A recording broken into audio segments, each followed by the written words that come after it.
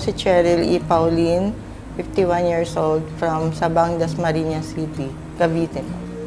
Nakapag-aral po ako, pero hindi po nakatapos ng dentistry. Nung dalaga pa ako na nagtitinda ng mga direct selling, paunti-unti, gano'n, pakakatulong sa pamilya. Hanggang nung nag-asawa na rin po ako, maliit lang yung sweldo ng asawa ko. So, kailangan kong dumiskarte para makatulong sa kanya.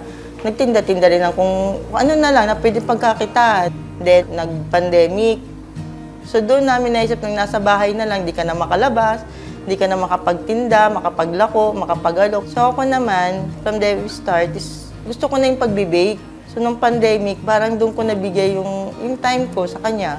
Nag-isip ng anong pagkakabalahan. Kasi nasa bahay ka lang, 24 hours, di ka makalabas, di ba? Nagluto-luto ako, tapos umpisa lang sa yung kawali. Hindi maganda yung nung cake. Ganun yung mga umpisa lang eh. Parang nagtatry lang ako. Hobby ko lang talaga siya. Hanggang naisipan namin nung asawa ko, saka yung anak ko, na bumili ng oven. So, hanggang yun, awa ng Diyos, nabuo yung cake, ilang beses kang nag-try, sariling recipe, tapos yun. Pinicturean ko siya. Pero yun pala, without my knowledge na nauuso sa online yung ganyan, yung mga nagbe-bake ng cake, nagtitinda ng mga kung anong baked goods. Tapos may nag-message, oh, ikaw po may gawa? Nagbebenta kaya hindi po, ko lang to. Sa bahay lang, pang-amin lang, hobby-hobby lang. Sabi niya, pa-order naman ako. Sabi ko, hindi po ako masarap mag-bake, di po maganda yung ko. Hindi, order ako mukhang masarap gano'n. Di, umorder siya.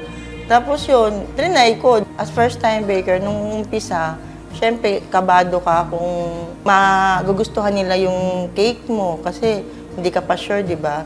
So, nung kakaba ka, kung pag hindi na siya nag-repeat order, ibig sabihin, hindi masarap yung ginawa mo cake, hindi siya satisfied. Ayun, nagustuhan naman nung unang bumili. Tapos yun, pinatikim din pala niya sa kapitbahay niya. Tapos yun, umorder na. Tapos may umorder din na mga sister and faith. Meron ding ibang kapitbahay, friends. Yun, doon nag-umpisa na siyang, parang sa akin, sabi ko, okay to Okay, pagkakitaan pala to kasi nasa bahay ka lang, ipopost mo lang. May order na sa'yo, ganyan. Siguro nag-umpisa yun ng mga nasa 400, 500, yun nun po. Usually, sa pag-deliver ng cake, ready for delivery ka na, doon ka na nagkakaproblema kasi yung way ng transport mo. Lang kami, nagmumotor lang. Nasa kalagitnaan ka na nung malapit ka na doon sa venue ng pagdadala mo, nag-slide yung cake. Di uwi muna kami sa bahay, inaayos ko naman yun.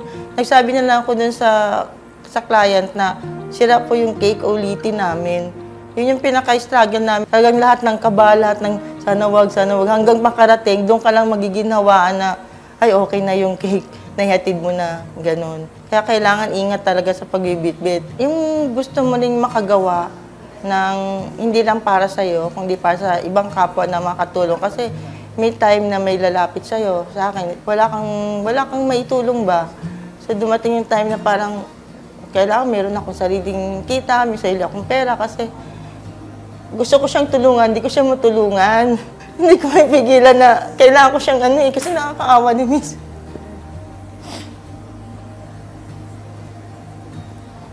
Ayoko naman nang itulong ko sa kanila, kukunin ko pa sa asawa ko. Siyempre gusto ko yung sarili kong pinaghihirapan ba. Kasi alam mo, naranasan ko din yung wala. Tapos hingi ka ng tulong, tapos ang hirap pag walang-wala ka, tapos wala ring tutulong sa'yo. So far po, awa tulong, nakapag-ponder ng mga gamit, tapos nakatulong na rin kahit paano sa ibang bills. Pag due date na, tapos wala pa talaga yung inaasahang pambayad, gano'n. Sa mga nais na maging home baker na katulad ko, sa umpisa mahirap, pero natipan lang ng sipag at tiyaga at tiwala sa Panginoon. Gawin sa pag-ibig ang lahat, awa tulong, magsasucess po tayo. Tuloy-tuloy lang.